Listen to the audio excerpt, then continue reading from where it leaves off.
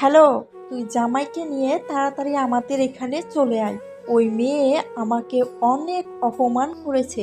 তোর ভাইয়াকে কল দিয়ে বল আজ ওই মেয়ে বাড়িতে থাকবে, না হলে আমি থাকবো। মা, কি হয়েছে আমাকে বলো তো। ওই ছোট লোকের বাচ্চা তোমাকে কি বলেছে বলো। আরে মা, সকালে আমি 2 বালতি কাপড় ভিজিয়েছিলাম। ওকে বলেছি কেচে দিতে, সে আমাকে কেচে দেবে না বলেছে।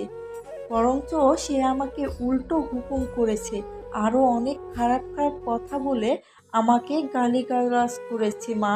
আচ্ছা মা, তুমি থামো, আমি দেখছি। ভাবি, ভাবি,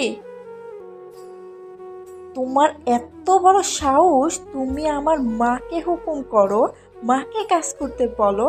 তোমার এত বড় সাহস কে দিয়েছে? দেখেন আপু, আপনি একজনের কথা শুনে আমাকে জাজ করবেন না। আমার কথাটুকু একটু শুনুন। আসলে আমি অনেক অসুস্থ, সেই কারণে আমি বলেছি কাপড় কাচতে পারবো না। সেই কারণে মা আমাকে অনেক গালিগালাজ করেছে এবং আমার বাবা মাকে তুলে ছোট লোকের বাচ্চা বলে আমাকে গালি দিয়েছে। ছোট লোকের বাচ্চাকে ছোট লোক বলবে না তে কি বলবে?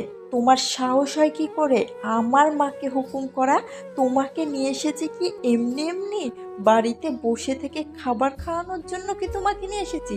দাঁড়াও, আজ আমার ভাইয়া আসুক, তোমার ব্যবস্থা করব। আপনি আমার কি ব্যবস্থা করবেন?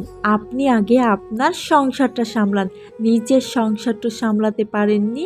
আপনারা এতই ভালো মানুষ যে আপনারা সংসারে গন্ডগোল করে শ্বশুর শাশুড়িকে আলাদা করে দিয়ে নিজেরা আলাদা হয়ে আছেন। আপনার ভাই তো ভালো না। আপনার ভাই যদি আমার কষ্ট একটু বুঝতো তাহলে আপনারা আমার সাথে এমন ব্যবহার করতে পারতেন না।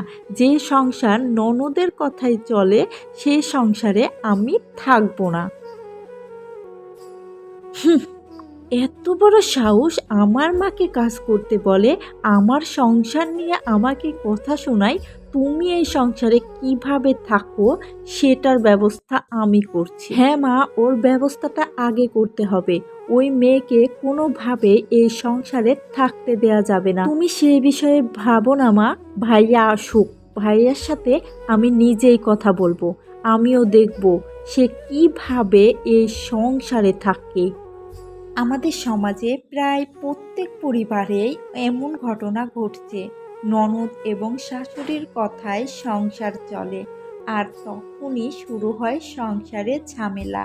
যখন নিজের স্বামীও বোনের এবং মায়ের কথা শুনে, তখন সেই সংসারে কোনো মেয়েই সুখী হতে পারে না এবং তাদের সংসারটা ভেঙে যায়।